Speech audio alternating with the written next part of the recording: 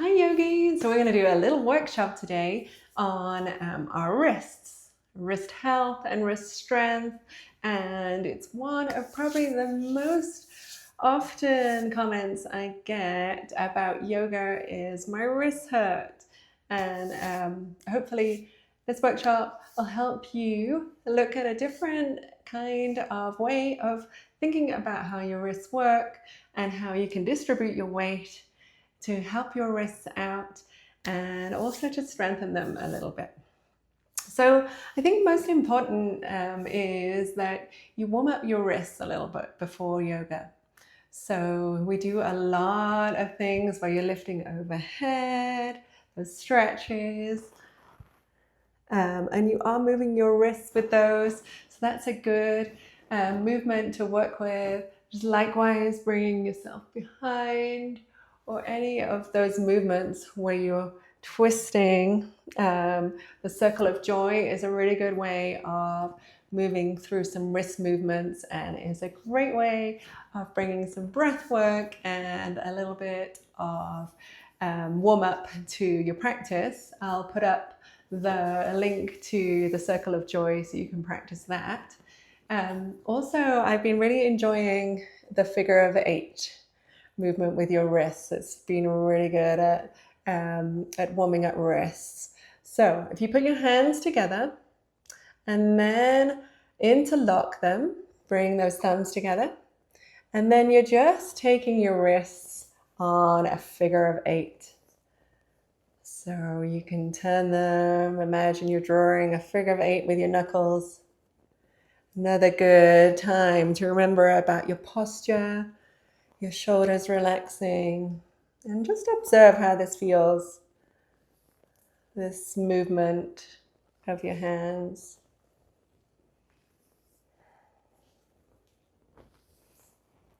And then take it in the other direction, which I always find is a bit of a challenge. It's like a little mind game for me to do the wrists in the other figure of 8.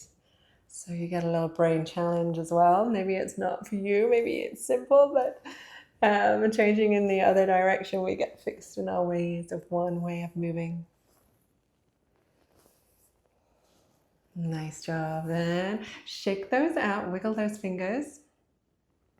And we're going to do a stretch which involves putting your hand out and high-fiving up towards the ceiling.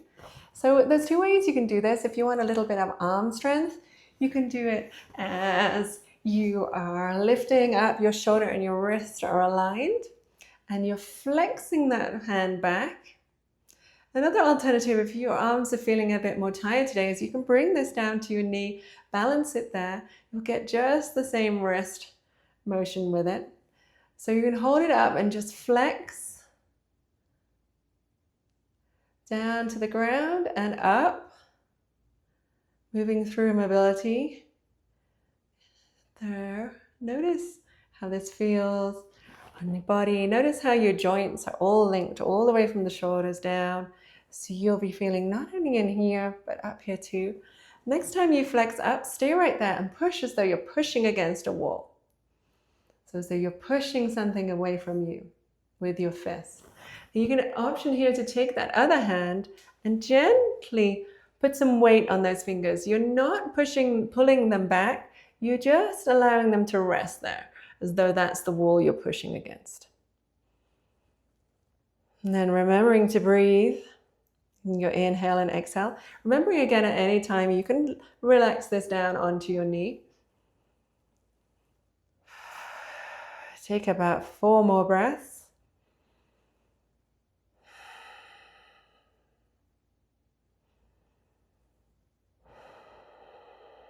Remembering to keep those shoulders rolled around. 1 more breath. Then relax and circle that. Shake it out a little bit.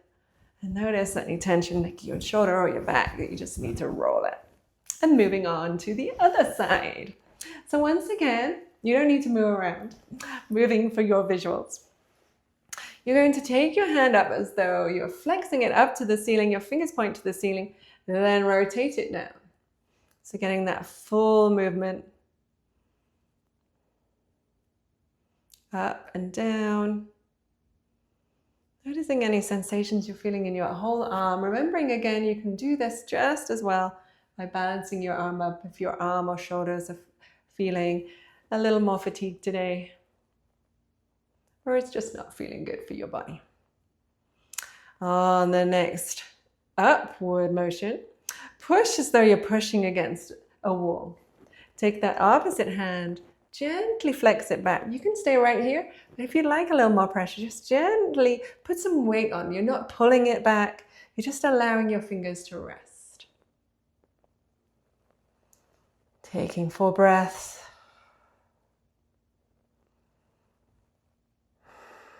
Just notice and see if this side feels any different. Does it feel any better?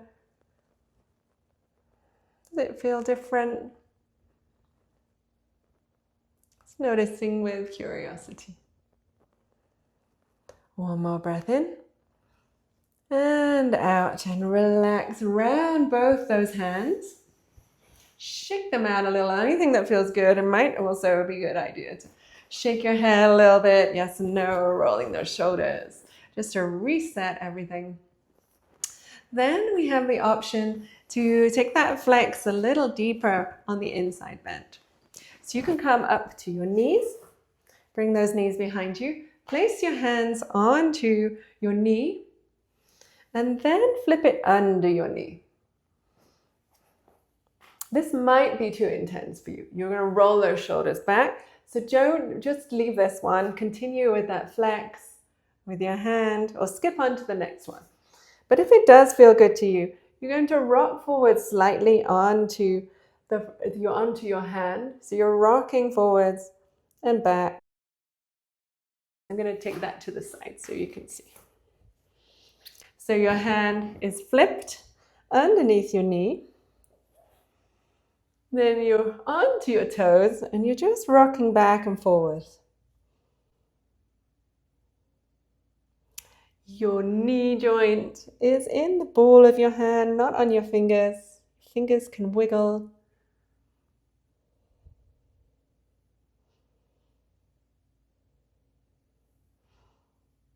And as you rock back, notice the sensation, and forwards, gaze goes in front of you, keeping that neck nice and safe,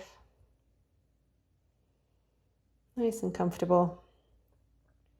On your next rock back, take out those hands, moving those knees aside. Place those hands down on the ground. You got that counterweight there. Now you can stay on your knees with this one. You're going to high five the ground. I'm always talking about the redcatyoga high five. You're spreading out your hands. So you're saying high five to someone, and that someone is your mat. So you're bringing your hands underneath and spreading out those fingers. It's a good place here to rock back and forth. So come all the way down as though you're kind of almost in an extended child's pose, and back up. Stopping where your wrist and your shoulder are aligned. Gaze moving from between your hands and back. Now, I want you to think about that weight distribution. Where has it gone? So as you rock back this time, bring all that weight into your wrists. So lift up your fingers. Rock forwards. When you make that forwards motion, you're going to keep on that wrist, and notice how that kind of stresses your shoulders, and it really does bring an intense feeling to your wrist. Rock ones back. We're just doing this as a strengthening exercise, but also to find the ultimate position for you. Then relax those fingers. Take a child's pose. Stay here for 2 breaths.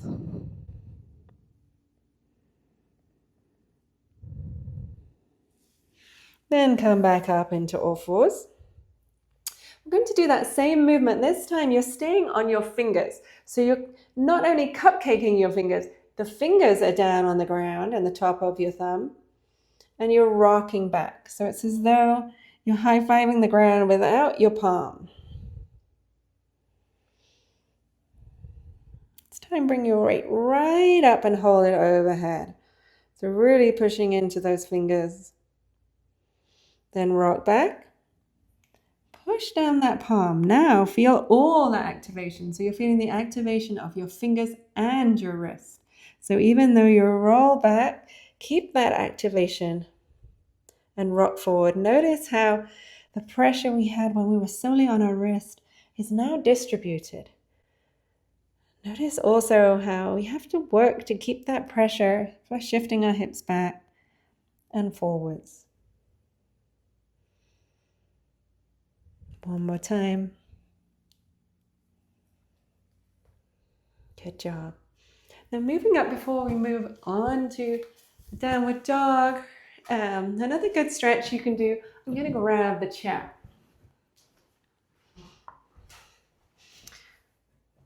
I'm going to do the same thing with the chair. So you're going to high five the ground. Find your weight distribution. Move those feet back slightly. And tuck up that hip. So you're going to curve that hip up, pull up the straps of your belt up towards the ceiling. So someone's pulling you up, little puppeteer in the sky. And then you're going to rock back and forward. So coming down, feel that nice stretch in your shoulders, and then rock up, tip onto your toes. So you're bringing some weight into your hands.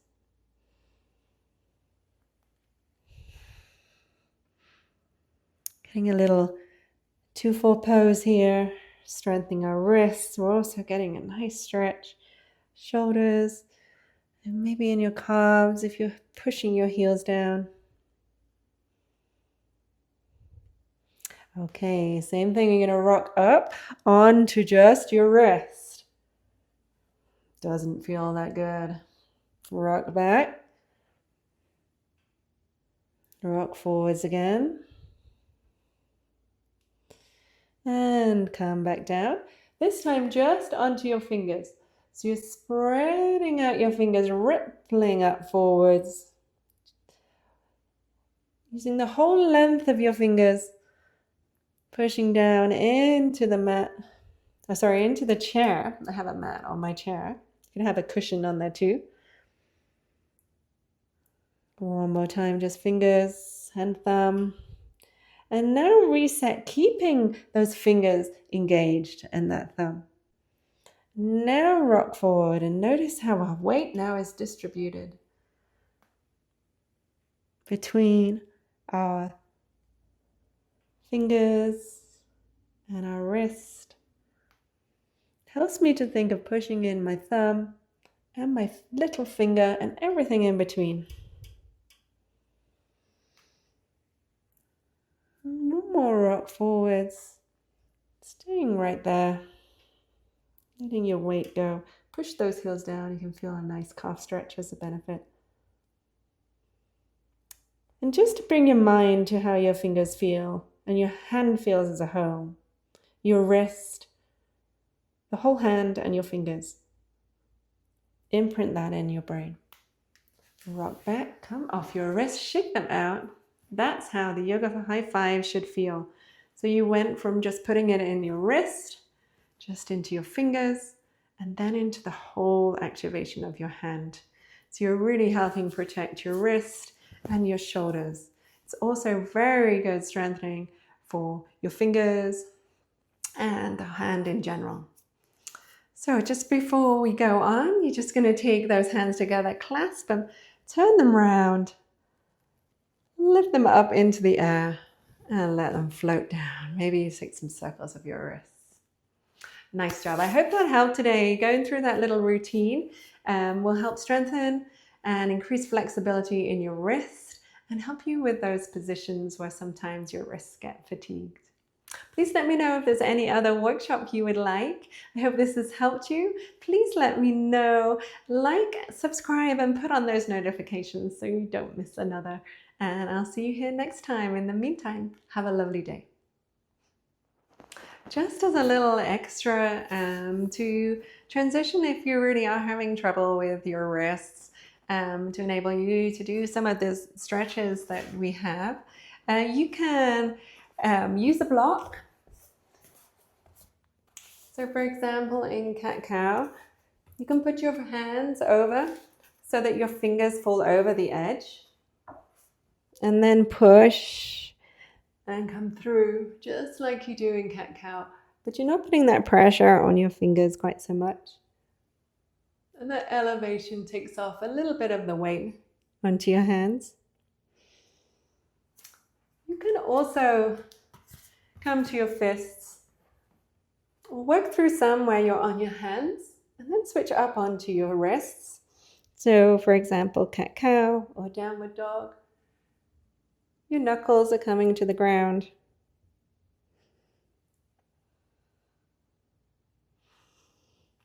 There's also, I'm just going to grab a prop over here. Also, a lot of people find that these props, which you can get quite cheaply on Amazon, or also I've seen Five and Below have them. They have a little hole in the middle. Let me see if I can bring that out. Right here is the, well, hole, it's a circle. It's a little hollow a bit. You can put your hand right on there and grip over the side. So your wrist goes right in the center, and then you can bring your hand down. I'll show you how those work. So the circle in the middle, you find your hand down, and then you get a little bit of space. Still push into your fingers as you're doing this, but it does give a little extra padding to your wrists and your fingers. Another alternative, if you're having issues with your wrists or you have a wrist injury, is you can come down and do a lot of these onto your elbows. So when people are doing downward dog, you can lift up into dolphin, and you're still going to get that nice activation onto your elbows. And when you're coming through to plank, you can come onto your elbows. A great easy transition down into Sphinx. And when you're doing cat-cows, you can also round your back in a seated position or with the elbows down to the ground. Very useful if you've had a wrist injury you're working through, maybe some arthritis, or also you just need to take a break from the wrist motion. So elbows, fists, or you can use some of the props like this one or this one. Let me know in the comments how you're doing, how your wrists feel, if wrists are an issue for you, and whether any of these things work. Thank you.